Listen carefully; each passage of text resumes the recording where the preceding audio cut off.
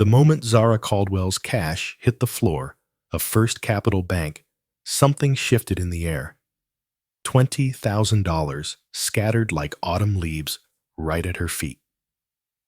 You could hear the awkward shuffle of shoes, the whispers starting to spread across the marble floors. And standing behind the counter with a tight smile barely masking her intent was Belle, a teller who in that moment didn't see Zara for who she was. Not a CEO, not a titan of industry, just a black woman in simple clothes. An assumption that was about to cost the bank more than anyone in that lobby could possibly imagine. Zara knelt slowly, gathering the bills one by one. Her hands were steady, her face expressionless. She'd done this dance before being underestimated, overlooked, dismissed. Her entire life had prepared her for moments exactly like this. And while the bank employees smirked, thinking they'd just put someone in her place, they had no clue the game had just changed. Completely. Because, here's the thing, when the truly powerful are disrespected, they don't always yell. They don't always fight back with raised voices. Sometimes they just quietly rewrite the rules of the entire game. But hey, real quick, before we dive deeper into this story, drop in the comments where you're watching from. And if you love stories that turn assumptions upside down, make sure you hit that subscribe button. Now let's rewind to how this all started. The morning sun reflected off the sleek black electric car as it glided into the parking lot of First Capital Bank. The engine let out a soft hum as Zara Caldwell shifted it into park. She sat for a moment, reviewing her day's schedule on her phone. Dressed in a navy blazer, over a simple cream blouse, her natural curls pulled into a neat bun, Zara didn't wear anything flashy. No designer bags, no screaming logos. Just quiet elegance. A type of power that whispers instead of shouts. At 38, Zara Caldwell had mastered the art of blending in when it served her. And today was one of those days. Her phone buzzed. A message from Dev, her assistant. Final acquisition paperwork ready for signatures. Reynolds confirmed for 2 p.m. Zara tapped out a quick reply. On schedule. Grabbing cash for the Harris family now. See, the Harris family had worked custodial jobs at Reynolds Logistics for years. Good people. Honest. Hardworking. But they just lost the family's patriarch unexpectedly. The $20,000 Zara was about to withdraw wasn't just a gesture. It was a lifeline. Funeral costs. A little breathing room. So they could grieve without worrying about bills. In the grand scheme of her $2 billion acquisition deal, a drop in the ocean. But to Zara, moments like this mattered more than numbers on a spreadsheet. She tucked her phone into her leather tote and stepped out of the car. The bank itself was pretty typical. Mid-sized branch, big glass windows, clean, clinical, forgettable. The kind of place designed to feel neutral, but in truth reflected the unspoken codes of the neighborhood. Predominantly white, affluent, used to wealth arriving in very particular packages, Zara walked through the glass doors, greeted by the cool rush of AC and the familiar chorus of a weekday morning. Keyboard clacks, the ding of service counters, hushed conversations. She quietly stepped into line waiting. Behind the counter, Belle Wilson laughed at something her coworker Carson said. Belle, 26, had been at First Capital for just over 3 years. Blonde hair pulled into a tight ponytail, pearl necklace glinting beneath her navy bank blazer, her nails perfectly manicured in soft pink.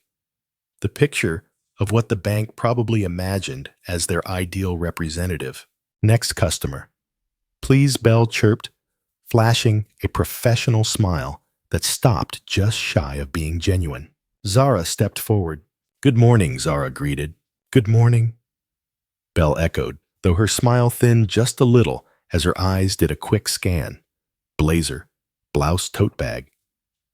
No designer labels, no luxury watch. Something shifted in Belle's posture. Chin tilted slightly upward, shoulders squared in that subtle, defensive way people get when they've already decided who you are.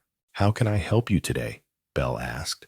"I'd like to make a withdrawal," Zara replied, sliding her debit card across the counter. Belle picked up the card, her fingers pausing just above the keyboard. "And how much will you be withdrawing today?" $20,000, please." Belle's eyebrows twitched upward. Her gaze flicked sideways to Carson, her coworker, at the next station. 20,000, Belle echoed, just a hint louder than necessary. "Yes, 20,000, Zara said, her voice steady. Carson casually looked up from his computer, caught Belle's eye, and the two shared a brief, silent exchange. A smirk tugged at the corner of Carson's mouth. Belle turned back to Zara with a tone that danced the line between professional and condescending. "I'll need to see your ID, ma'am." Zara didn't flinch. She reached into her tote and pulled out her driver's license, sliding it neatly beside her debit card. As Belle examined it, Zara caught sight of the branch manager, Glenn Atwood, watching from his glass-walled office. His eyes lingered on her, then shifted back to his computer like nothing was wrong. "And what will this be?" for Belle asked, feigning polite curiosity. "Personal matters." Zara answered, simply not offering more. Belle pressed her lips into a thin line. "I'll need to process this through the system. We don't typically keep that much cash at a teller window." "I understand," Zara said calmly. As Belle turned back to her computer, Zara's phone buzzed. Another message from Dev. "Reynolds just called.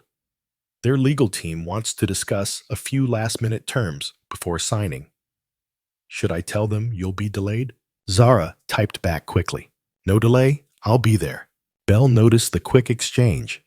"Someone important?" she asked, the edge of faux casual barely hiding her curiosity. "Family," Zara replied without looking up. The bank's system quickly verified Zara's account. Belle's eyes widened slightly as the number flashed on her screen, a balance that made her blink twice. But instead of moving things along, Belle's face hardened. "I'm going to need additional verification for a withdrawal of this size," she announced. "Do you have another form of ID?" Zara raised an eyebrow. "I've provided my license. I've completed the biometric verification on your pad. That's your policy. It's also bank policy to request further verification when necessary." Belle replied, her tone clipped. Zara didn't argue. She simply reached into her bag, retrieved her passport, and laid it on the counter. Belle took it with exaggerated care, holding it up, turning it over, inspecting it far longer than necessary. Another glance at Carson. Another shared smirk. "I suppose this will do," Belle finally said with a sigh, as though granting Zara some enormous favor. She turned, opening the cash drawer. Her hands moved slowly, almost theatrically, as she counted out the stacks of bills. 20,000, Belle said, her voice rising just enough for others in the lobby to hear. "Quite a sum. I hope you've got somewhere safe to keep it." "I do," Zara replied, her voice like marble. "Cool." Unyielding. Glenn Atwood had wandered out of his office, now casually pretending to reorganize brochures, but really just watching. Belle stacked the last set of bills, tapped them into a neat pile against the counter's edge. Then, with a flick of her wrist, whether deliberate or careless, the stack tipped forward, hit the counter lip, and scattered. $20,000 on the floor at Zara's feet. Gasps. Stifled laughter. "Oh my," Belle said, her hand flying to her mouth, eyes wide in mock surprise. "How clumsy of me." Carson coughed to cover a laugh. A young intern at the far desk didn't even try, letting out an audible giggle. Zara stood motionless for a second. Her eyes locked on Belle's. The teller expected a scene, expected anger, expected a reaction. Instead, Zara knelt, calm, deliberate. She gathered each bill one by one as the whispers grew louder around her. And as she did, she caught the eyes of a man in a sharp charcoal suit sitting in the waiting area. Unlike the others, he wasn't laughing. His expression was different, troubled, his jaw clenched, his lips pressed tight. Their eyes met for a fleeting second before he looked away, clearly uncomfortable. Zara stood now, holding the neatly gathered stack of cash. "Thank you," she said softly, her voice clear but ice smooth. Belle blinked, her fake smile cracked. "You're welcome. Have a nice day." Zara turned, her steps slow, measured, her back straight, her head high. Every person in the lobby watched as she walked out into the morning sunlight. What she didn't see was the man in the charcoal suit quietly standing from his seat, watching her. His brow furrowed, his phone already in his hand, and then he followed her out. Zara reached her car, tapped the key fob, and slid into the driver's seat. Only once the door closed, with the outside noise sealed away, did she finally let out a deep breath, hands gripping the wheel, steadying herself. Her reflection in the rearview mirror stared back composed, but with just the faintest flicker of something deeper. Not anger. No. Something far colder, sharper. Her phone buzzed again. "Everything okay, Dev?" Zara glanced in the rearview mirror. The man in the charcoal suit was still outside the bank, still watching her. He paced slightly, phone pressed to his ear, as though deciding whether to approach.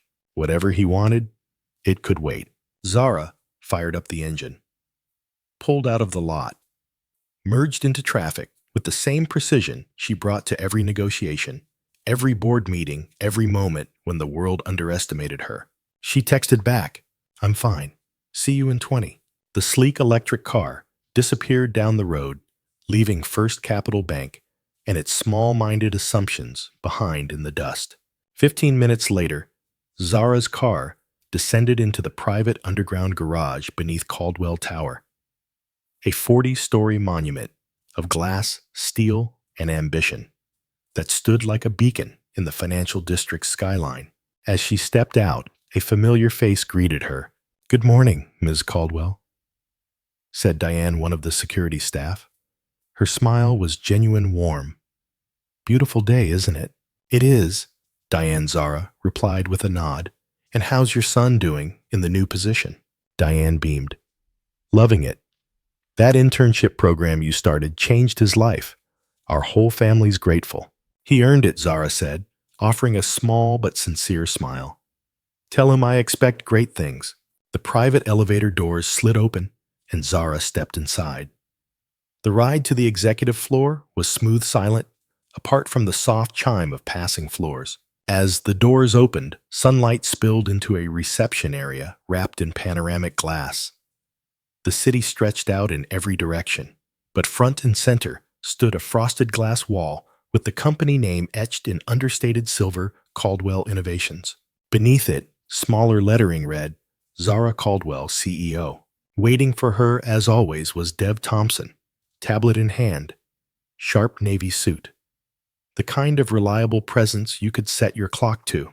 "You're cutting it close," he said, falling in step beside her as they walked toward her office. "The Reynolds team is already setting up in the conference room." "I had to make a stop," Zara replied, handing him her bag. "There's $20,000 in cash in there. Have Melissa deliver it to the Harris family." Quietly, "I don't want them feeling like it's charity." Dev nodded without missing a beat, making a note on his tablet. "Got it. The final acquisition paperwork is on your desk. Legal says everything's in order, but they flagged Section 7B. Something about transition timelines." Zara's office was a masterclass in understated power, minimalist furnishings, clean lines. One wall entirely made of glass with a sweeping view of the skyline. Another wall was more personal, lined with framed photos and mementos. Her mother's law degree, her father's first patent, a faded graduation cap from Wharton, and in the center of the desk, a simple pendant resting in a glass case. The words engraved, "Dignity, always." As Zara settled behind her desk, the tension from the bank began to dissipate, replaced by focus. Dev continued, "The Reynolds board is nervous. Their stock dropped 2 points overnight. They're worried we might use that as leverage to renegotiate." "We won't," Zara said, scanning the documents. "The terms are fair. This isn't about squeezing them. It's about building something sustainable." Dev hesitated. "There's something else." Zara looked up. "Go on." Peter Langdon requested a private meeting, off the books, before the signing. Her brows lifted slightly. Langdon. Peter Langdon. One of the most conservative old-school members of Reynolds' board. Traditional to a fault.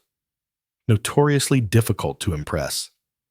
The kind of man who'd rather sit through a 12-hour conference on freight logistics than a 30-minute DEI seminar. "Did he say why?" No, Dev replied, but he seemed unsettled. Before Zara could respond, there was a knock at the door. Both turned. Standing in the doorway was a tall man with silver-streaked hair, dressed in the same sharp charcoal suit Zara had noticed at the bank. "Him, Ms. Caldwell," he began, voice steady though his posture betrayed discomfort. "I hope I'm not intruding." Zara didn't blink. Cool, measured. "Mr. Langdon, I wasn't expecting you until the signing meeting. I apologize for the surprise visit," Peter said, stepping in. "But after what I witnessed this morning, I felt compelled to speak with you, privately." Dev glanced between them, sensing the tension. "Should I?" "That would be helpful," Peter said before Zara could answer. Zara nodded to Dev. "Give us the room." As Dev stepped out, closing the door behind him, Peter remained standing rigid, hands clasped so tight his knuckles paled. Zara leaned back in her chair, folding her hands. "You were at the bank this morning." "I was," Peter confirmed, shifting uncomfortably. "I saw what happened." Zara gestured to the chair across from her. "Please, sit." Peter obeyed, lowering himself stiffly, as if unsure whether the chair might bite. "I want to apologize," he started. "Not just for the teller's behavior, which was inexcusable, but for my own inaction. I should have said something." Zara studied him. "Why didn't you?" The question landed like a stone. Peter blinked, swallowed, shifted. I don't have a good answer," he admitted. "Shock, maybe. Or the ingrained instinct not to cause a scene." Zara let the silence stretch, just long enough to make him squirm, before replying softly, "Now you know what silence does." Peter's face shifted an uncomfortable mix of guilt and realization. "Yes," he said quietly. "I suppose I do." A long pause. Then Zara tilted her head. "Tell me something, Mr. Langdon. Why did you follow me out of that bank?" Peter took a breath. "When I realized who you were." She raised an eyebrow. "When did you realize?" A muscle in his jaw twitched. "After you left. I overheard the manager, Atwood. He told one of the tellers that they just disrespected Zara Caldwell, of Caldwell Innovations." He sighed. The teller laughed. "Atwood?" He looked concerned. Zara said nothing, just nodded slowly. I followed you because..." Peter struggled for the words. "Because I was ashamed. Both of what happened, and of my own failure to do anything, and because I worried it might affect the deal." There it was, the truth, or at least part of it. "I separate personal slights from business," Zara said coolly. "So do I," Peter agreed. "Typically. But this wasn't a slight. This was public humiliation, and it was clearly..." He hesitated.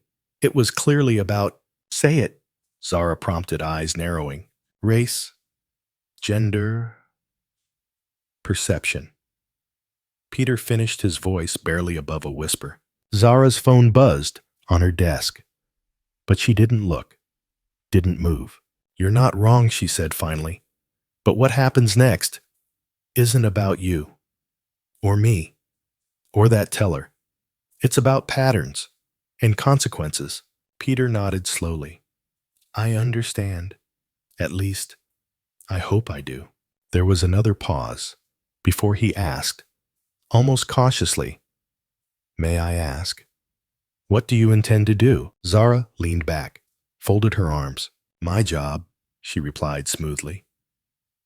Today, that means finalizing a $2 billion acquisition. Her gaze didn't waver. And as for the bank, she smiled, a smile that wasn't warm. I haven't decided. Back at First Capital Bank, the morning rush had thinned, leaving the lobby quieter but tense. Glenn Atwood, the branch manager, sat behind his glass-walled office desk, tapping his pen rapidly against a folder, his jaw clenched. His foot bounced under the table. His eyes flicked repeatedly to the transaction report open on his screen. Finally, he stood, yanked the door open, and snapped a bell. My office. Now. Belle glanced up from her station, still basking in the glow of what she believed was a well-earned promotion. She straightened her blazer, smoothed her hair, and sauntered into Glenn's office with an air of casual confidence. Glenn shut the door firmly behind her. Do you have any idea? Glenn began, his voice low but sharp. Who that was? Belle blinked, then rolled her eyes. Some woman trying to act important. What's the big deal? Glenn's face tightened. That was Zara Caldwell, CEO of Caldwell Innovations. Net worth well over $300 million, and you just treated her like he stopped himself gripping the edge of the desk. Like dirt. Belle's expression flickered. No. No way. She didn't look like what Glenn snapped. A CEO, a millionaire. Belle's mouth opened. Closed. Opened again. I just meant she was so plain. No designer bag. No fancy anything. That's not the point, Glenn growled, dragging a hand over his face. You humiliated her. In front of a lobby full of witnesses. I've already had 3 customers whisper about what they saw. Belle crossed her arms defensively. It was an accident. The cash slipped. Glenn glared at her. Don't insult me, Belle. We both know it wasn't. Belle's cheeks flushed. Well, what do you expect me to do? Delete the security footage. Glenn interrupted, lowering his voice. All of it.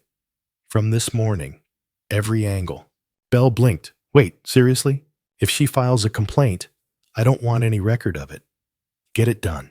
Belle shifted, a little discomfort starting to creep into her posture. She won't complain. People like that.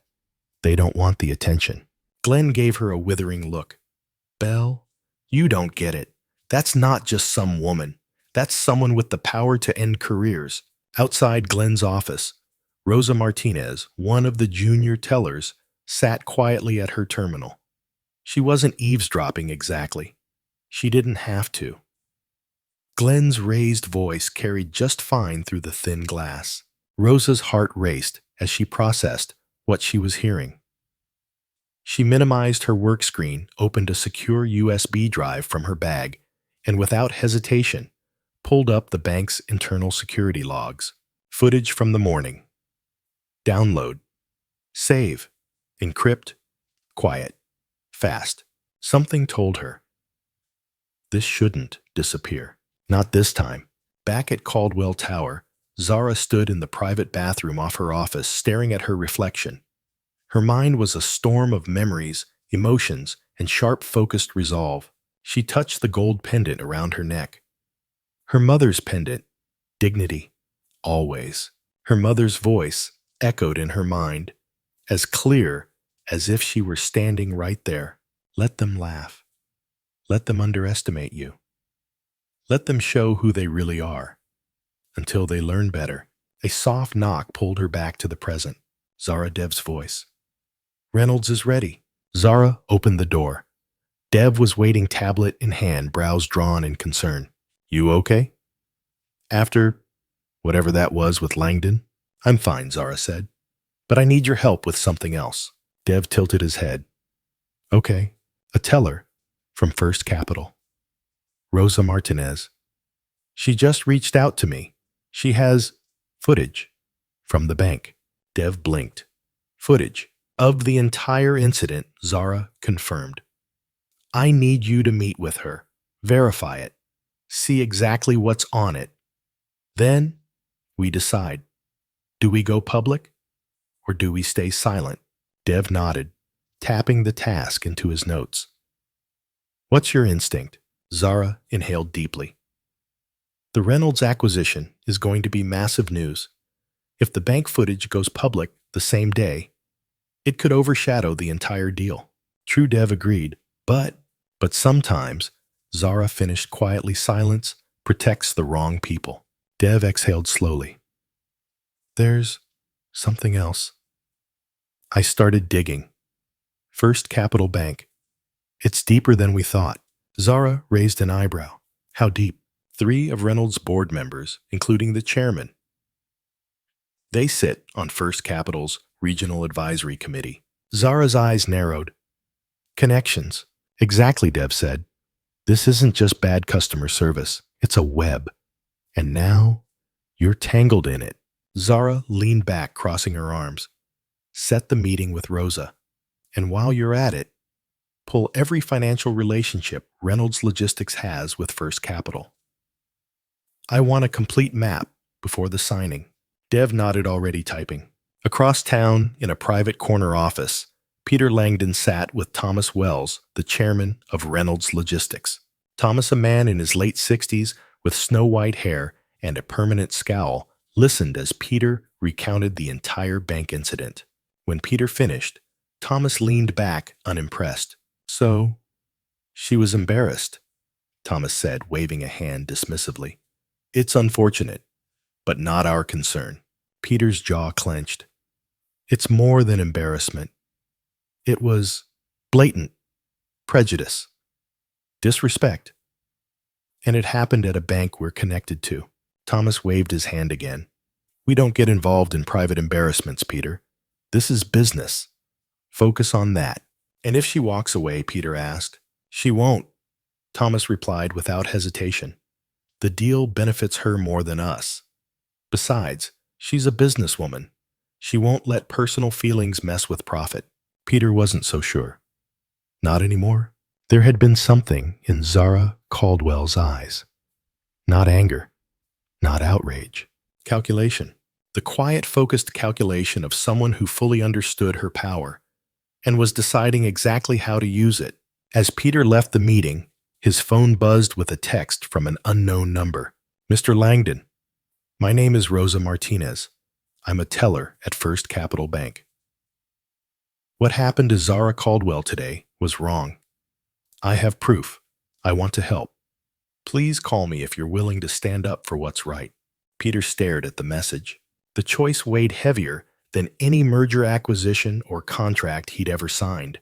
Meanwhile, back at Caldwell Tower, Zara sat at her desk, reviewing the final documents for the Reynolds acquisition. Her phone buzzed again. A message from Rosa. Meeting set with your assistant tomorrow. I have everything you need. Zara stared at the screen for a long moment. Then she typed back 2 words. Thank you. She placed the phone down. Outside her window, the city moved oblivious to the fact that somewhere beneath the surface, something was rumbling. Something about to break wide open. The morning after the incident at First Capital, Zara arrived at her office earlier than usual. The $2 billion acquisition had officially been signed the previous evening. It was a deal that would reshape not only Caldwell Innovations, but also Reynolds Logistics, merging them into one of the most powerful entities in the industry. The press release wasn't scheduled for another 3 days, giving them time to finalize the regulatory paperwork and brief both boards. Zara stood by her office window, looking out over the city. But her thoughts weren't on the acquisition, not yet.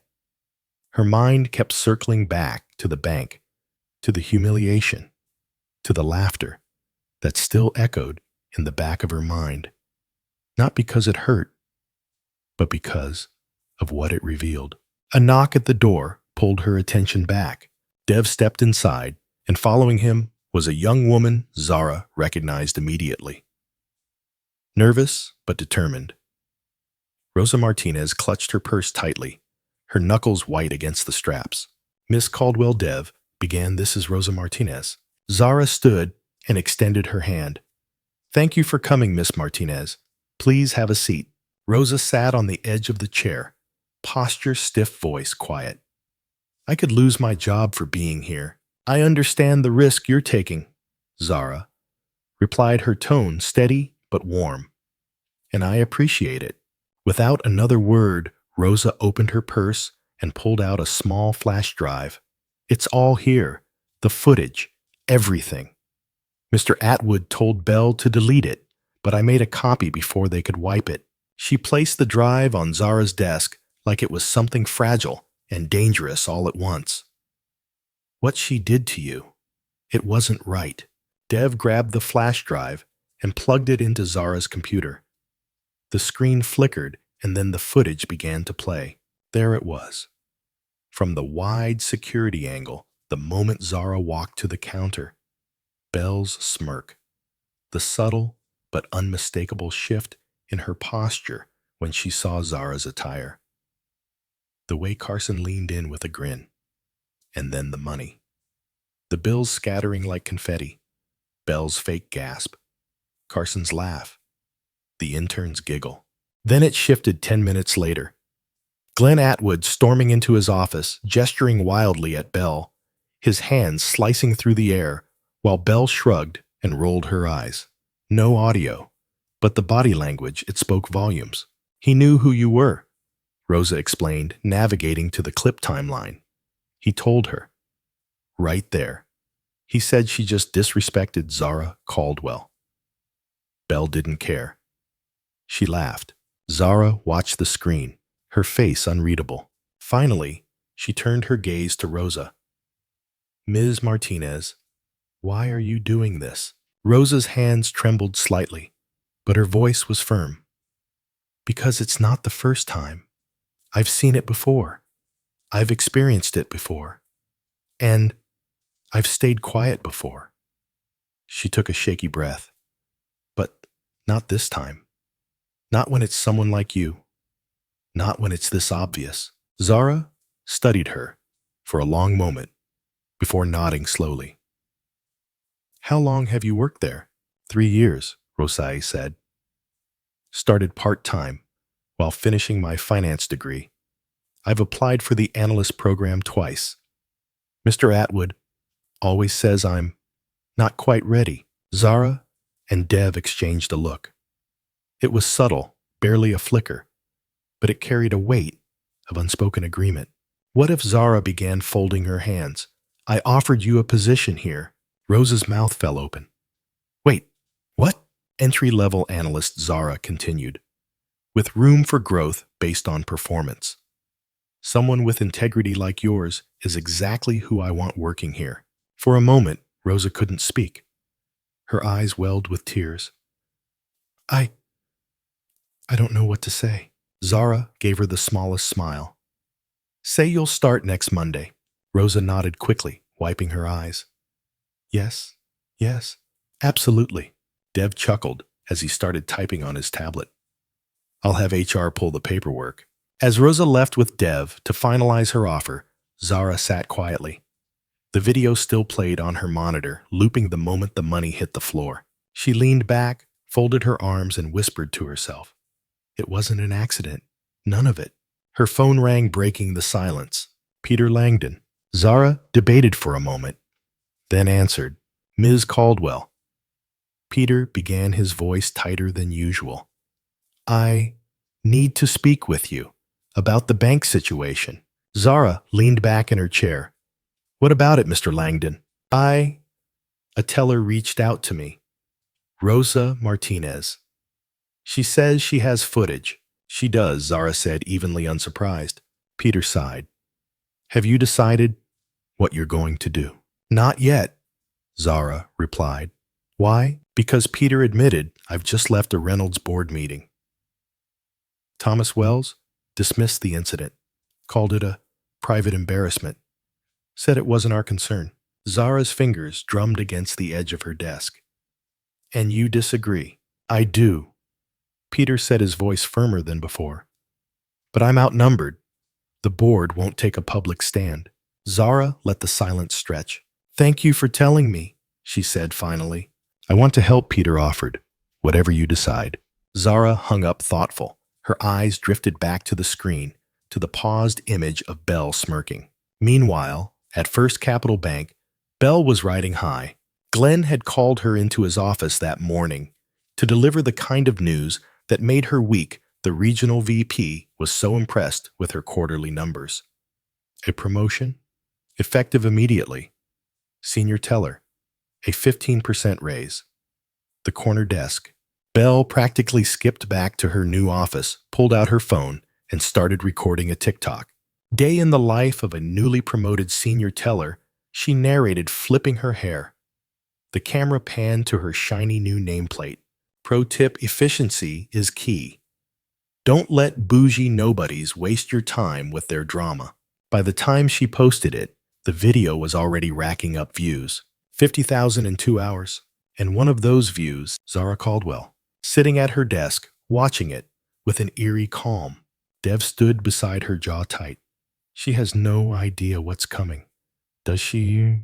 Zara's lips barely curved into a smile. Few people ever do, she replied. That's the nature of consequences.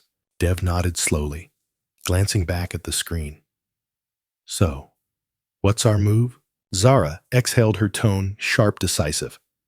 First, I want our corporate accounts moved. All of them. Dev blinked. That's over $80 million. Exactly, Zara confirmed. I want it done quietly, but thoroughly. And I want it completed the same day the Reynolds acquisition is announced. Dev grinned.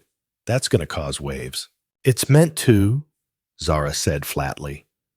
Sometimes the loudest statement is silence. Over the next 48 hours, Caldwell Innovations' financial team worked with surgical precision, quietly, efficiently. Every dollar, every investment account, every line of credit tied to First Capital Bank was prepared for closure. Over $80 million in corporate assets were about to vanish from the bank's books. Nothing would be triggered until Zara gave the signal. But once she did, it would happen instantly. No warning, no negotiation. Dev stood in her office late that afternoon, reviewing the final checklist on his tablet. Transfer requests are prepared. All legal documents are drafted. Our legal team is ready to execute the full closure the moment you approve. Zara nodded. Perfect. Make sure the funds are transferred to Liberty Union. Dev raised an eyebrow. A black-owned credit union. Bold move.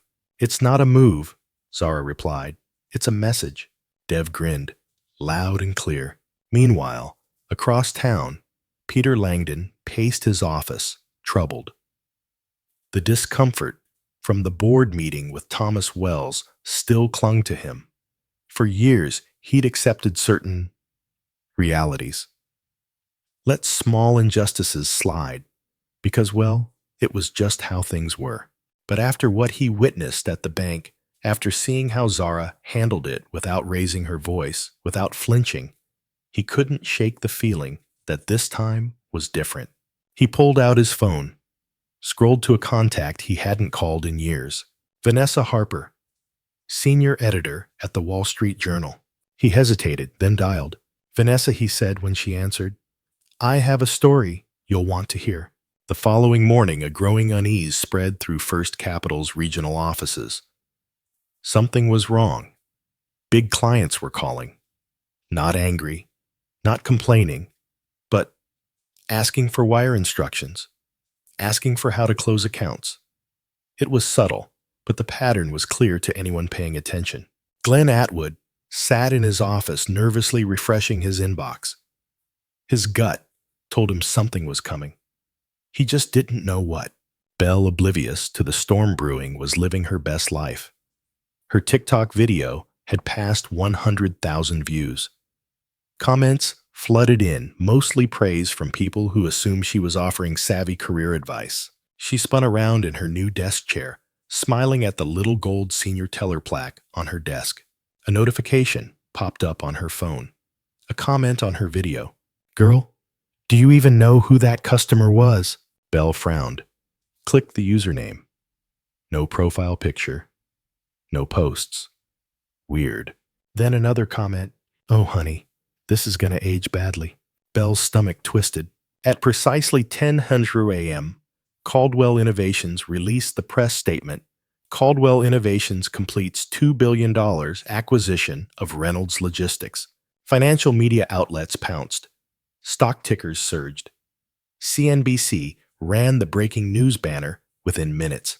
At 10:03 a.m., Zara gave the second signal. Her legal team walked into First Capital Bank's main branch. 3 attorneys in sharp suits. And right behind them, Zara Caldwell herself. Glenn Atwood, peering over his monitor, froze as he saw them walking in. Belle, sitting at her station, glanced up, and her face drained of color. Zara walked straight to the counter. "Ms. Caldwell," Glenn stammered, hurrying forward. "Welcome. What can we do for you today?" Zara's tone was ice-wrapped in velvet. "I'm here to close my accounts." Glenn's mouth opened. "Perhaps we can step into my office and—" "This isn't a negotiation," Mr. Atwood, Zara interrupted calmly. "My attorneys are here to ensure the process goes smoothly." Belle approached, confusion written all over her face. "Is there a problem?" Zara turned slowly to face her. "No problem at all. I'm simply withdrawing my business." Glenn's hands trembled slightly as Zara's lead attorney opened a folder and placed it on the counter. "These are the completed closure forms for all Caldwell Innovations accounts. Please process them immediately." Glenn flipped the folder open and paled. $80 million. Belle leaned in for a peek, and when she saw the number, she audibly gasped. This is all of Caldwell's accounts," Glenn stammered. "All of them," Zara confirmed. Outside, 2 photographers tipped off by an anonymous source snapped photos through the glass. A few bystanders started filming on their phones, sensing something significant was happening. "Ms. Caldwell," Glenn tried, desperation creeping into his voice, "if this is about your last visit, I assure you, that was a misunderstanding." Zara tilted her head. Her voice was soft, controlled, devastating. "It's about respect, Mr. Atwood. Or rather, the lack of it." Belle's face was frozen, caught somewhere between disbelief and horror. Glenn tried one last time. "Please, let's discuss this. I'm sure we can come to some arrangement." Zara shook her head, closing the folder with finality. The time for discussion was 3 days ago. Now, it's time for consequences. As Glenn processed the withdrawals, the full realization settled over the staff. As the funds vanished from First Capital's systems, alarm bells started going off, not figuratively, but literally. Red flags triggered in the back-end systems. Fraud detection. Large movement alerts. Everything firing at once. By 10:20 a.m., word had already reached First Capital's regional headquarters. By 10:25 a.m., their stock had begun to slide. As Zara walked out of the bank, her legal team trailing behind her, she paused for just a second beside Belle, who stood pale breath shallow, her hands trembling. Zara leaned slightly closer. "Respect costs nothing," she said quietly, her tone almost gentle. "But the lack of it just cost you $2 billion. Then she turned, pushed through the glass doors, and walked into the bright sunlight. Photographers captured the exact moment. The look on her face, the stunned, silent wreckage left behind her. Those images would appear in financial publications before noon. Peter Langdon watched the story break from his office. The photos, the headlines. Caldwell Innovations severs all ties with First Capital Bank. 80 Mars. Count. Closure sparks. First Capital stock slide. Peter stared for a moment, then made his decision. He drafted his resignation letter from the Reynolds board. Typed, signed, saved. Before hitting send, he opened his messages. One text to the senior editor at the Wall Street Journal. Vanessa, you were right. Let's do this. By noon, the story had left the world of quiet boardrooms and private Slack channels. It was now everywhere. Bloomberg, CNBC, the Wall Street Journal. Even BuzzFeed News and TikTok commentators were dissecting it. Financial news anchors were breathless. This isn't just a corporate account closure. This is a statement. Zara Caldwell, one of the most influential black CEOs in the country, has just pulled over $80 million from First Capital Bank. And get this, it happened the same morning her company announced a $2 billion acquisition. Talk about a power play. First Capital's stock had dropped 7% by midday. Investors weren't waiting for explanations. They were already pulling out, fearing what this kind of bad press could mean. Inside, First Capital chaos was brewing. Glenn Atwood sat in his office pale, sweating, the phone glued to his ear as the regional VP screamed on the other end. What the hell happened, Glenn? Glenn stammered, It was just a misunderstanding. It's being blown out of proportion. You let one of our most high-profile clients walk out with $80 million, Glenn. We're bleeding out here. You fix this now. But it was already too late. In her office, Belle wasn't doing much better. Her TikTok, which the day before had been a fun little brag about her promotion, had exploded for all the wrong reasons. New comments poured in every second. Oh, girl. Not the senior teller who disrespected a literal billionaire. TikTok witnessing your downfall in real time is wild. Imagine thinking you were the main character, only to become the villain. Belle frantically deleted the video, then tried to delete the comments, then in a panic deleted her entire TikTok account. It didn't matter. The video had already been downloaded, reposted, stitched, and shared across every platform. It had gone viral, and not the good kind. Meanwhile, back at Caldwell Tower, Zara sat in her conference room, cool as ever, reviewing the latest financial projections. Dev stood beside her, scanning updates on his tablet. First Capital's stock just dropped another 3%. Looks like a couple of their corporate clients are quietly pulling their accounts too. Good, Zara said without looking up. Let the market do what it does. And First Capital released a statement. Dev added, scrolling. We hold ourselves to the highest standards of customer service and are aware of the video circulating online. We are conducting an internal review and will take appropriate action. Zara chuckled. Ah, the classic, we're looking into it. It's already getting ratioed, Dev grinned. Thousands of comments tearing it apart. Zara set her pen down. Make sure our comms team doesn't engage. We don't need to comment. The footage speaks for itself. Dev nodded. Speaking of, Rosa confirmed the file's secure. She also said, she's received some pretty ugly messages from former co-workers. Zara's eyes darkened. She expected that. So did I. I've already set up security protocols for her. Private number. Secure email. Plus, HR's prepping her onboarding package. She starts Monday. Good, Zara said. She's earned her seat. Across town, Peter Langdon sat in the newsroom of the Wall Street Journal, staring into the camera lights, his hands folded. Vanessa Harper. The journalist he'd tipped off leaned forward. Just to be clear, Mr. Langdon, you're resigning from Reynolds Logistics over what happened at First Capital Bank. Peter nodded. I witnessed the incident personally. I saw the humiliation Zara Caldwell endured. I brought my concerns to the board. I was dismissed. He looked straight into the camera. Sometimes, silence is complicity. I won't be complicit. By the time the interview aired that evening, it was trending on X, LinkedIn, and YouTube. Back at First Capital, panic had fully set in. Regional executives flooded the branch. HR and legal teams were assembling impromptu crisis meetings.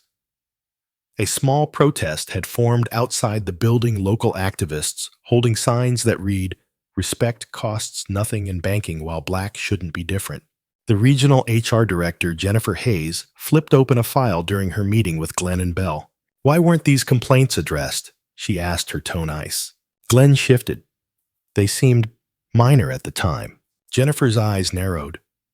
3 formal complaints from a single employee, Rosa Martinez, about racial insensitivity.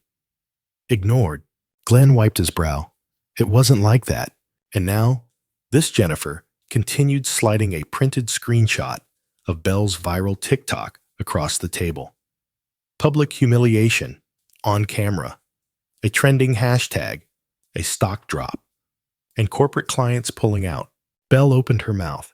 It was an accident. The money just... Save it, Jennifer snapped. The video shows everything. We're preparing separation offers for both of you. Wait, what? Bell's voice cracked. Glenn paled. You're firing me. We're giving you the option to resign, Jennifer corrected, with 2 months severance and an NDA. Bell's hands trembled. You can't do this. I've worked here for years. I just got promoted. Jennifer's expression was stone. Your promotion is irrelevant. The culture you contributed to is the problem. By mid-afternoon, First Capital issued a second statement. Effective immediately, branch manager Glenn Atwood and senior teller Bell Wilson are no longer employed with First Capital Bank. We are undertaking a comprehensive review of our policies and procedures. The damage, however, was irreversible. First Capital's stock had fallen 14% by closing. Rosa watched the news unfold from her apartment. Her son Mateo curled up next to her. Her phone buzzed nonstop. Congratulatory texts, interview requests, job offers. But the message that made her smile the most came from Caldwell Innovations. A courier delivered a box. Inside was a sleek laptop, a badge, a welcome packet, and a handwritten note from Zara. Your desk is ready. Monday can't come soon enough. At the same time, Peter Langdon sent his formal resignation to the Reynolds board. He attached a memo detailing the board's refusal to take action and CC'd the legal department for transparency.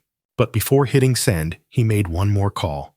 Vanessa, I have more. Meanwhile, at Caldwell Tower, Dev leaned against the doorway of Zara's office, tablet in hand. So, you ready for the next step? Zara didn't look up from her notes. This wasn't the next step. Dev frowned. It wasn't. No. Zara finally looked up, her expression sharp, composed, and dangerous. This was the warning shot.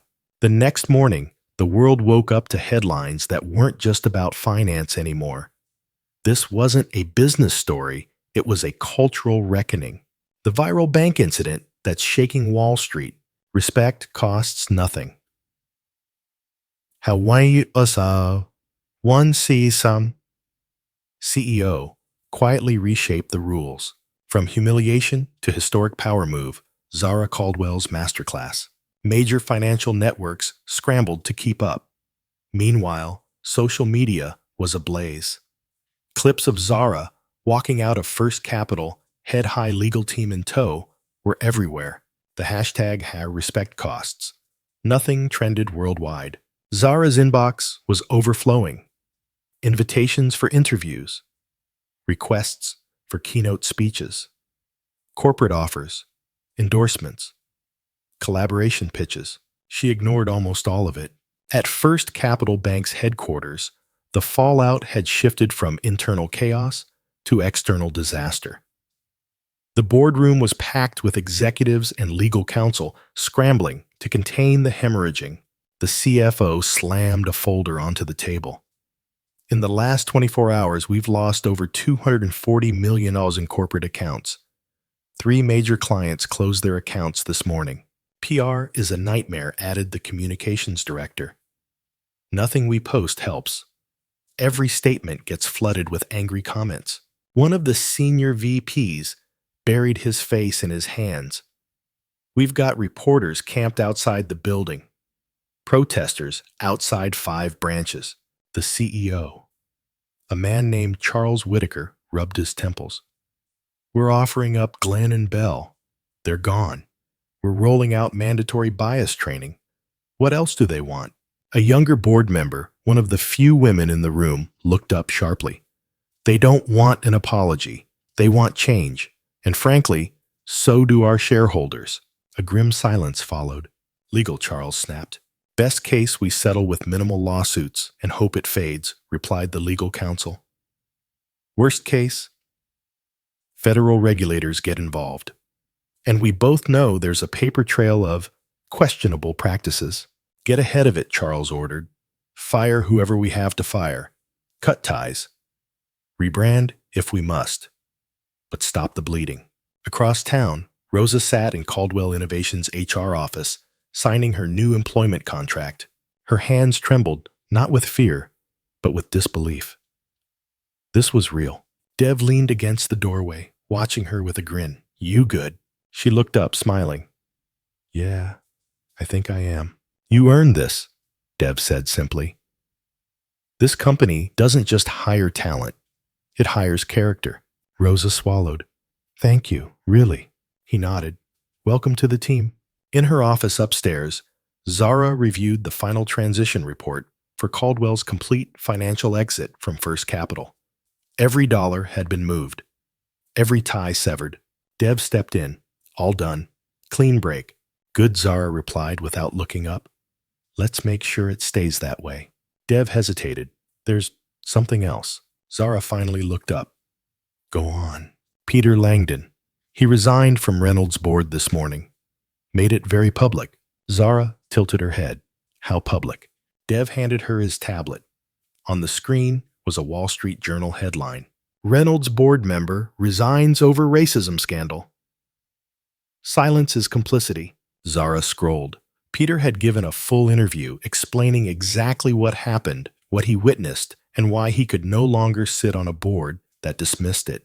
His closing quote hit like a hammer. I learned something from Zara Caldwell that day. Leadership isn't about speaking the loudest. It's about what you do when no one expects you to act. Zara sat back, the smallest smile tugging at her lips. Didn't expect that from him, Dev said quietly. Neither did I, Zara admitted. At Reynolds Logistics headquarters, the atmosphere was tense. Chairman Thomas Wells paced his office seething as he read the article. He slammed the printout onto his desk. This is betrayal. Board member William Turner, seated across from him, sighed. It's accountability. Don't lecture me, William. Our stock's down 3% since the article dropped, William pointed out. We've got shareholders asking why we're tied to a bank embroiled in scandal. We're not responsible for what First Capital does. Maybe William said, voice firm. But we are responsible for how we respond. Meanwhile, Belle sat alone in her apartment, scrolling through the endless flood of articles, tweets, and videos about the bank. About her. Everywhere she turned her face. Her smirk, the footage. The comments were merciless. This you attached to the viral video. Imagine losing your career and becoming the face of modern discrimination. Wild. Her hands shook. She deleted Instagram, deleted Facebook, locked her ex account. But the internet doesn't forget. A call came in. Unknown number. She almost didn't answer. But curiosity won. Hello? Her mother's voice came through. Eleanor Wilson, a retired civil rights attorney, estranged for years. I saw the video. Belle froze. Mom! I saw everything. A long pause. Do you want to tell me who raised you to think that was okay? Back at Caldwell Tower, Zara stood in the executive boardroom, overlooking the city skyline. Naomi Franklin Caldwell's CFO pointed at the numbers on the screen. Our stock's up 17% since the Reynolds acquisition announcement. The media storm didn't hurt, it amplified. Zara nodded. Good. And the legal side, she asked, turning to Mark, her general counsel. Mark shook his head. Nothing to worry about. You closed your accounts legally. Haven't made any public accusations. Everything's above board. Some media outlets are asking if we'll sue. Naomi added. We don't need to, Zara replied, folding her arms. We're already winning, Dev chuckled. Yeah. Belle and Glenn learned the hard way. Some lessons are expensive. Zara's eyes narrowed. They haven't learned yet, but they will. At First Capital Bank's headquarters, the CEO faced a grim reality. Sir? Liberty Union Credit Union made an offer. Charles blinked. An offer to buy us. Yes, sir. All assets. Full acquisition. Liberty Union's CEO said, and I quote, "It's time for a bank that knows how to serve everyone." Charles slumped in his chair. Get legal. Get finance. Tell them, we're listening. As the sun set over the city, Zara walked through her penthouse, the pendant around her neck catching the light. Dignity, always. Her mother's voice echoed in her mind. Don't raise your voice. Raise your power. And she had, without shouting, without threats, without ever lowering herself. She had simply shown them. By sunrise, the transformation from a corporate scandal to a national conversation was complete. This wasn't just about one bank. This wasn't even about Zara Caldwell anymore.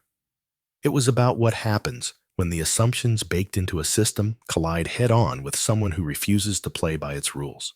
Headlines blared across every major outlet. First Capital Bank, on the brink of collapse, after CEO walkout. Zara Caldwell's silent power move becomes a blueprint for corporate resistance. How one CEO quietly sparked a national reckoning. Social media continued to boil. TikToks breaking down the timeline. Instagram Reels comparing Zara's poised exit to historic moments of protest. Twitter threads unpacking racial bias in finance, in customer service, in corporate America. It was no longer just a story. It was a movement. At Caldwell Tower, Zara sat in her office reviewing the latest numbers. First Capital's stock is down 20%. Dev reported scrolling through his tablet. At this rate, they'll be delisted before the quarter's out. Zara didn't look up. What about Liberty Union? Stock's up 12% since the acquisition offer went public. They're being praised as heroes. Zara nodded, tapping her pen against her notepad. Good. Naomi stepped in her expression, half exasperated, half impressed. You realize you accidentally started a nationwide corporate accountability movement, right? Zara raised an eyebrow. Accidentally, Naomi smirked. Fair. Meanwhile, at First Capital's downtown headquarters, panic had shifted into resignation. The CEO, Charles Whitaker, sat in a tense video call with Liberty Union's CEO, Marcus Johnson. Marcus leaned back in his chair, calm, collected. Here's our offer, he said, sliding the document across the table. We acquire First Capital. We retain frontline staff. Senior leadership gone. We rebrand. We rebuild from the ground up. Charles glanced at the document, then back at his board members, who sat stone-faced. You don't really have a choice, Marcus continued. Your clients are leaving. Your stock's crashing. Your regulators are circling. Charles sighed. You'll gut the leadership. Every single one, Marcus confirmed. And we won't just change the name on the sign. We'll change what the sign stands for. Silence. Heavy. Final. Then, with a defeated breath, Charles nodded. Fine. Let's talk terms. Back in her office, Zara's phone buzzed. A text from Peter Langdon, Wall Street Journal, wants to do a follow-up. This time, not about the bank. About leadership. About silence. About what you did. You in. Zara stared at the screen for a moment, then typed back, set it up. But make it clear. This isn't about victimhood. It's about power. Across town, Rosa sat at her brand new desk at Caldwell Innovations, her badge clipped to her blazer. Her son Mateo's drawing pinned to her cubicle wall. Her phone buzzed constantly. Friends, family, former co-workers, some congratulating her, some bitter, some apologizing. She ignored most of them. Her focus was here now, here where people saw her, respected her, believed in her. Meanwhile, Belle sat on her couch in a hoodie scrolling through her phone with bloodshot eyes. No job, no income. Her name blacklisted across the entire banking industry. Her inbox flooded with rejection emails. Her phone rang. She stared at it. Her mother's name flashed on the screen. With a sigh, she answered. "Hi, Mom." Eleanor's voice was calm, measured, heavy. "Belle, we need to talk." "I know," Belle whispered. "I know." At Reynolds Logistics, the fallout was just beginning. Shareholders flooded the switchboard with demands. Why hadn't the board taken action sooner? Why had they allowed Thomas Wells, the chairman, to dismiss the incident? A hastily scheduled emergency board meeting kicked off that afternoon. William Turner didn't mince words. "We failed, and the market knows it." Thomas slammed his hand on the table. "This is hysteria, social media nonsense." "No," William replied coldly. "This is accountability." Peter's resignation had triggered a domino effect. Now, 3 more board members were threatening to step down if Thomas refused to issue a formal apology, not just to Zara, but to the employees, shareholders, and partners affected by the scandal. The old way of doing business was cracking, and everyone in that room knew it. Later that evening, Zara stood in the grand hall of the Peterson building overseeing the final touches of the new headquarters for the Althea Caldwell Institute, named for her mother, built for the future, a space for women of color in finance, for working mothers, for leaders who'd been overlooked, underestimated, dismissed. Dev walked up beside her. 12 million in pledges. Over 300 mentors signed on. "And counting," Zara said quietly. "You did it," Dev murmured. No, Zara corrected her gaze, sweeping over the growing crowd arriving for the launch event. "We did." As the event began, Mr. Harris, the elderly father of the custodial family she'd once quietly helped, stepped onto the stage holding a small box. He approached Zara. "My father always said, time is the most precious thing you can give someone," Mr. Harris said, voice trembling. "We wanted you to have this." He opened the box. Inside, a vintage pocket watch. Worn, beautiful, etched with the words, "Dignity always." Zara blinked, swallowing hard. I don't know what to say." "Then just keep doing what you've been doing." Mr. Harris smiled, showing people how it's done. The next morning, Zara's phone buzzed with another unexpected message. "This is the White House. The President's office would like to speak with Ms. Caldwell regarding a new advisory committee on financial equity." Zara stared at the screen. Her smile was calm, knowing, inevitable. In the weeks that followed, Liberty Union finalized the acquisition of First Capital. Gone were the old executives. Gone was the old name. In its place stood a bank committed to equity, transparency, and accountability. A bank that knew respect cost nothing. At her penthouse window, Zara stood quietly watching the city lights shimmer. Her mother's voice echoed in her mind. "Don't raise your voice. Raise your power." She had, and the world would never be the same. 2 months later, the dust had settled, but the echoes hadn't faded. First Capital was gone, swallowed into Liberty Union Credit Union. Its old signage removed, its leadership quietly erased from the financial ecosystem. The media continued to cover the transformation, branding it one of the most symbolically significant acquisitions in modern banking history. A bank that once dismissed a black CEO in a navy blazer now stood as a model for community-focused, equity-driven financial services. At Caldwell Tower, life had surged forward. The Reynolds acquisition integration was in full swing. Stock was steady, strong. Investor confidence soared. The financial world admired Zara's discipline, how she had pulled off one of the largest logistics tech mergers in a decade without letting personal turmoil derail business. But everyone watching also knew something deeper. This wasn't just business as usual. It was a warning shot to every corporation, every boardroom, every bank. Assume nothing. Underestimate no one. Rosa thrived in her new role. Her first analyst project, restructuring logistics workflows, saved the company $1.2 million in the first month. Dev and Naomi both took notice.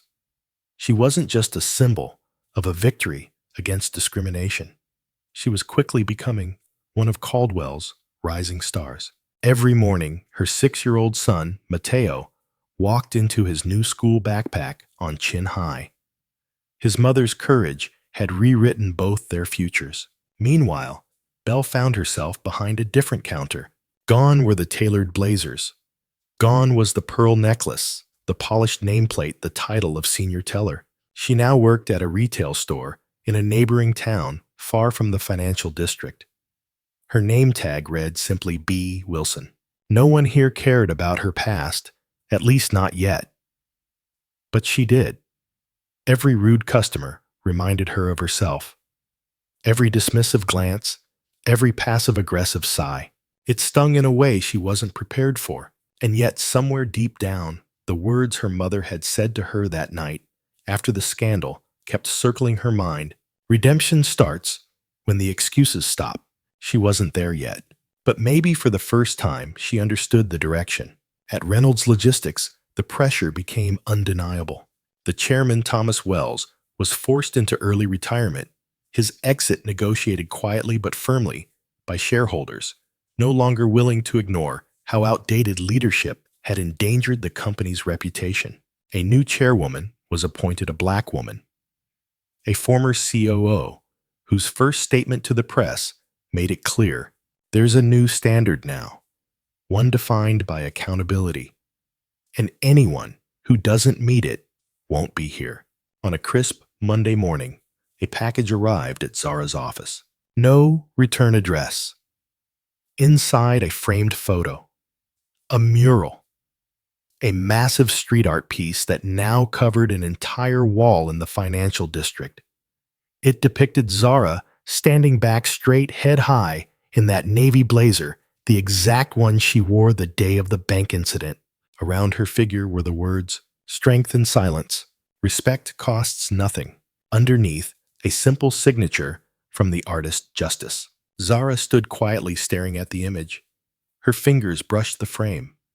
No words, just a steady breath. Then she mounted it on the wall behind her desk. That afternoon, her assistant walked in carrying an envelope. "Another letter for you, handwritten." Zara opened it carefully. The handwriting was familiar. It was from Ava Williams. "Dear Ms. Caldwell, it's me, Ava. I'm 16 now. You probably don't remember me, but I wrote to you when I was 11. I just wanted you to know. I started my own tutoring program. It helps younger girls like me, especially ones who are told they aren't good enough for math or science or finance. I tell them your story. I tell them you don't have to raise your voice to raise your power. Thank you for showing me, for showing all of us." Zara smiled, setting the letter beside her pendant. As the months unfolded, the Althea Caldwell Institute flourished.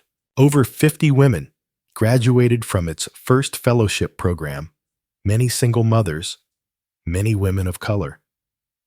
Some went on to launch startups. Some stepped into leadership roles at Fortune 500 companies. Some, like Rosa, stayed building their legacies within Caldwell itself. Zara insisted on one thing, that every fellow carried a simple token, a small, engraved charm. It read, "Dignity, always." One evening, as Zara walked through her neighborhood, a small voice called out, "Ms. Caldwell." She turned. Mateo ran up to her, grinning, waving. Behind him, Rosa followed, laughing. Zara knelt, smiling. "Hey, Mateo." Guess what he said breathlessly. "At school, they taught us what respect means today. And I told everyone, respect costs nothing." Zara blinked, caught between laughter and tears. "Smart kid," Mateo beamed. I learned it from my mom. And you. Rosa caught up, breathless. He tells everyone that you know. Good, Zara replied, standing. The world could use the reminder. As night fell, Zara stood at her penthouse window once more. The city below pulsed, with light motion ambition. She touched the pendant at her neck. Her mother's voice felt closer than ever. Don't raise your voice. Raise your power. And she had, not through shouting, not through threats, but through action, through clarity, through knowing her worth when others refused to see it. The world had shown her its true face, and in return, she had shown it hers, unapologetically, unmovable, unforgettable. 6 months after the day Zara walked into First Capital Bank, the world had changed in ways that were both quiet and seismic. The financial industry, different. Boardrooms now whispered the name Zara Caldwell, not just as a success story, but as a case study, a warning, an example. The Caldwell effect, they were calling it, it showed up in diversity training sessions, in HR compliance manuals, in business school lectures, in board presentations that now included an entirely new slide, silent power moves when optics become consequences. At Liberty Union, Credit Union, the bank that now stood where First Capital had collapsed, there was a ribbon-cutting ceremony. The new name on the marble facade gleamed in the sunlight. Dozens of former First Capital employees stood among the crowd, some smiling, some reflective, all relieved to still have jobs, but now working for leadership that valued their existence beyond numbers. Marcus Johnson, Liberty Union's CEO, stood at the podium. His words were simple. This building used to represent exclusion. Now, it represents opportunity. Zara stood quietly among the guests. She wasn't here for the cameras. She wasn't even listed as a speaker, but everyone knew why this building stood under new ownership. She didn't need to say it. They all knew.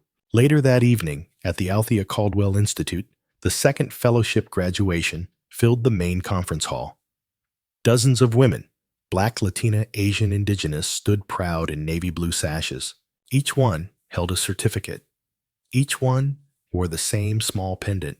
Dignity, always. As the graduates posed for photos, as their children and families cheered from the audience, Zara watched from the side of the stage. Naomi stood beside her. You realize, this is bigger than anything we've built at Caldwell Innovations. I know, Zara nodded. This is legacy.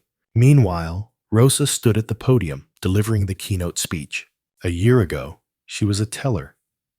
Ignored, dismissed, overlooked.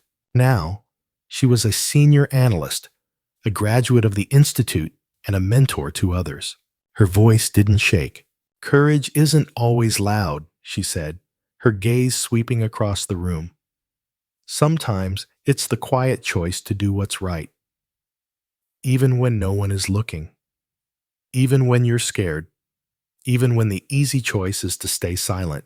The room erupted into applause. Across town, Belle Wilson sat on the worn couch of her modest apartment, scrolling through job listings on her laptop. Her life had been reduced to something much quieter, much smaller. Gone were the days of viral TikToks and office promotions. Gone were the delusions. Her phone buzzed. A text from her mother. Are you ready to do the real work now? Belle stared at it for a long time. Then slowly, she typed back. Yeah, I think I am. In Washington, D.C., a new bill was being introduced to Congress, nicknamed Zara's Law. It aimed to regulate discriminatory practices in financial institutions, requiring annual audits for racial bias, customer service equity, and account management practices. Zara hadn't written it, hadn't asked for it, but her name was attached anyway. The lawmakers knew what the public already knew. This bill exists because a woman walked into a bank and didn't accept being treated like less. The morning the bill was introduced, a letter arrived at Zara's office. Handwritten. From Ava Williams, the same little girl who had written to her 5 years ago. Now 17, Ms. Caldwell. I just got accepted into Howard University. Full scholarship. business and finance major. I'm going to change things. I wanted you to know. You're my reason. Thank you for being the spark. With love, Ava. Zara folded the letter with care, placed it beside her pendant, smiled. That evening, as the city lights shimmered, Zara stood at her window watching, not reflecting on the past, not worrying about the future, just grounded, centered, whole. Her mother's voice whispered through memory, as clear as if she stood beside her. Don't raise your voice, raise your power. And she had, for herself, for her family, for every person who had ever been told they were less than, for every person who would never again accept it. The world had seen what dignity looks like when it stands its ground, and it would never forget her name, Zara Caldwell, a woman who didn't have to shout because her silence was loud enough to change the world.